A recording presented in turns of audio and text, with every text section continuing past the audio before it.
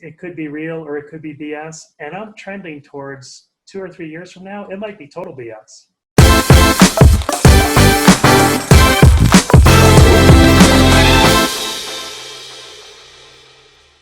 Welcome everybody to another episode of Real Agile or BS. I'm your host, Agile Peter, and I'm accompanied by my colleague, Agile Bob. Agile Bob, thanks for being here. Let's get into it.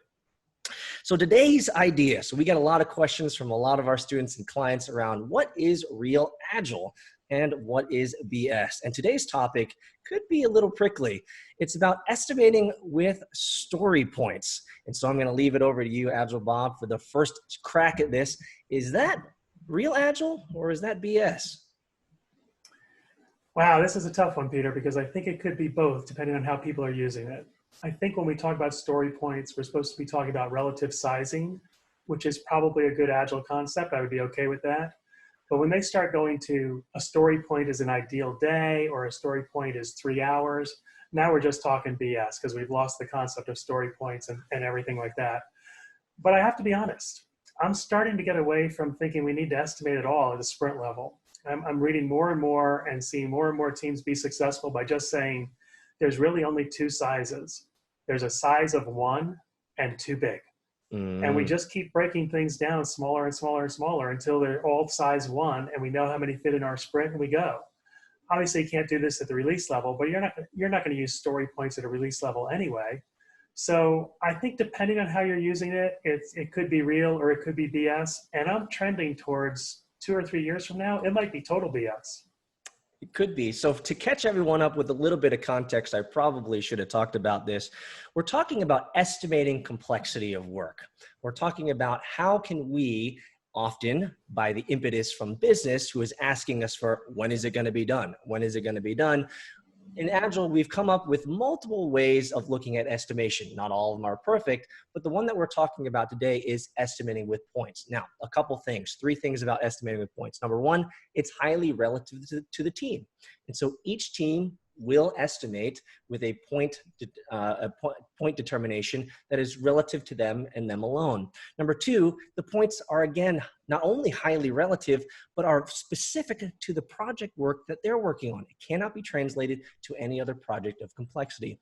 And number three, it is only for measurement of outcome when it comes to that team. It is not to be used as a comparison mechanism from other teams. This team can do 10 points or this team can do 20 points. It really is a way for the team to track, in a very rudimentary sense, track how they're trending and how they're doing the work over time. Now, let me answer the question. Is estimating with points BS or Real Agile? I think I'm kind of sort of with you a little bit. Having used Agile and Scrum in my own startups, in my own endeavors, I'll tell you from a startup standpoint, we didn't really worry about points all that much. All we cared about is where are we going and are we going to be completing this thing within an iteration. For us, it was 2 weeks for our last project. And it gave us an opportunity to have conversations earlier within the sprint to say, are we going to be making it? And so for us, points was really an opportunity to say, hey, do we need to have a conversation? So that's how I'm seeing it these days is points really for a team is to allow us to have a conversation earlier. Are we trending appropriately? And is it, again, something that management wants to see? The question really is at this point is, how is management interpreting these points? That's something that we could call BS on in a lot of ways because management tends to use these as a comparison mechanism. They tend to use it in inappropriate ways. It often can be a forcing mechanism to add pressure or push onto a team to do more. And so there's a lot of pitfalls to estimating, period, which is probably why maybe some of your, as you're going through this, Agile Bob, you're learning that in a lot of ways it is BS because it can be used inappropriately and against a team more than a helpful mechanism for the team. Is that fair? Yeah, I actually call it, I call velocity a punishment metric anymore. It's just, if your velocity goes the wrong way, you get punished. And if you can't raise it, you get punished. And to me, we're using a planning tool as a metric and it's too mixed for me. I mean, that's total BS. But I think we've done a poor job of giving management a good way to look at things. So I think we need to do a better job with that. That's probably a different discussion for us. But if we're using points, let's use them appropriately. Let's use them to do relative sizing of things within a single team and let's use them to help us plan our sprint and be successful with our sprints. In that case, we're probably close enough to real Agile that I could buy it. But as soon as we start translating points to time, we are so far out of the realm of reality and so far into BS, you need 3 shovels to get out. And that's so true, because remember, the context of a lot of what Bob and I are talking about is projects of complexity. We're not talking about projects of simplicity where you're building a chair, or projects of that are complicated, like, you know, building a car where there are a lot of knowns. We're talking about in the context of projects of complexity where there's a lot of unknowns. At the end of the day, one of the most powerful realizations that I often bring to my class and my clients is we often will never know how long it takes to do anything until we're done, especially with projects of complexity where there's so many variables and so many unknowns. And so whenever people move into the, hey, 1 point equals 5 hours, or 1 point equals 2 hours, or this type of notation, we really have to sit on it. And I often take an opportunity to really dig into that with the class and say, hey, when was the last time when you were really able to successfully estimate something complex and unknown? And usually, 99.9% of the time, unless I have someone who has a really unique example, 99% of the time, people can't ever really estimate time. It's just not something within our ability as humans to estimate, because there's so many variables and unknowns.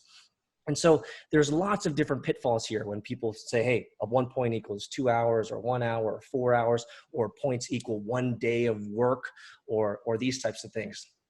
I don't find that ever to be helpful. I find that to be a management pressure often to say, hey, you're doing X number of points, that should equal X number of output. I just don't ever find that to be true. Well, and it goes beyond that too. As soon as we start converting it to time, Peter, it's like, well, whose time?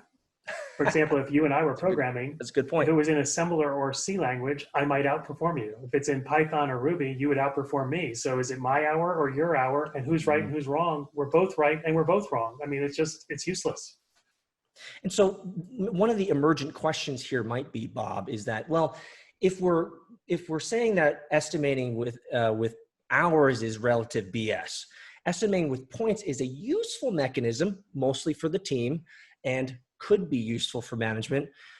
An emergent question here could be, well, Bob, what should we use for estimation? I'm stuck between a rock and a hard place. I've grew up maybe in the project management world where everything's estimated by hours, and now you're telling me that we estimate by relative complexity and points.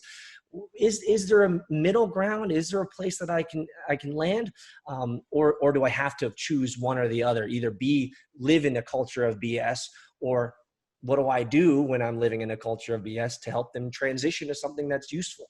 What would you say there? Well, that's a really good question, Peter. And I think the culture of BS is where we've been in the past, and historically we haven't performed well. So just estimating in terms of time, as you said, in a complex world, it's just too hard. There's too many. It's not just unknowns, it's unknown unknowns, right? Because in the complicated world, we have known unknowns. There's things we have to figure out and we know it. In the complex world, there's things we have to figure out. We don't even know what they are yet. So estimating for that is just overly difficult. On the other hand, can we estimate using relative size so that a size 1 for me is the same as a size 1 for you? It might take you an hour, it might take me 2 hours, but it's still small for both of us, and use that to determine a relative velocity for the team and move forward with that. Can we do that? I think that's something that's doable. Otherwise, we start getting into the point where we're pre-assigning work to people. We now have a push mechanism, and we're not pulling work. We go against so many lean principles. It's almost uncountable, and we need to break the cycle. I read an interesting book this week, Peter. This is side gig here, but I read a book, and in it said something about status quo bias. And I know that you recognize what status quo bias is, but apparently, I had no idea it was so high. Apparently, 90% of the people will pick the status quo even when they know it's not the best answer. To me, that's shocking. So I think we're calling BS on this, and we're asking people to make that switch, not because it's easy. It's not. It's hard. But what we're doing is failing. Yeah, I'm gonna question, Bob, if you're really that surprised, because I don't think I've ever been that surprised when someone comes to me and says, hey, this is the way that we've done it. for the last 20 years, so we kind of should do it this way for the next 20 years. I don't know if I'm that surprised these days to usually have that type of conversation or having people have that type of worldview and bringing that into this session or bringing that into Agile and leveraging that. I think in a lot of ways, the question really is how can we continue to be empathetic and educate and help the Scrum Master or help the individuals in our class or our clients realize that there are other opportunities in different ways to do it. And so Agile, there's a lot of different ways to do this. And so I think if we can summarize it up, when it comes to estimating with story points and hours, complete BS. Don't go the hours route, especially if you're working in complexity and unknown unknowns. When it comes to story points, again, it really is specific to the team. It's relative to the team and their project work, and it's used as a mechanism to help the team to not hurt the team. Any additions here, Bob? I think I just go back to what Ron Jeffries and Chet Hendrickson have said, and they really started the concept of story points, and they said they really regret having started it because it's been abused so badly and perverted so badly. I think at the core, it's a good thing, and teams need to try to embrace it and figure out how to use it well. But don't be distracted by all the BS out there from longtime project management gurus who try to convert it to hours and time and things like that we've talked about.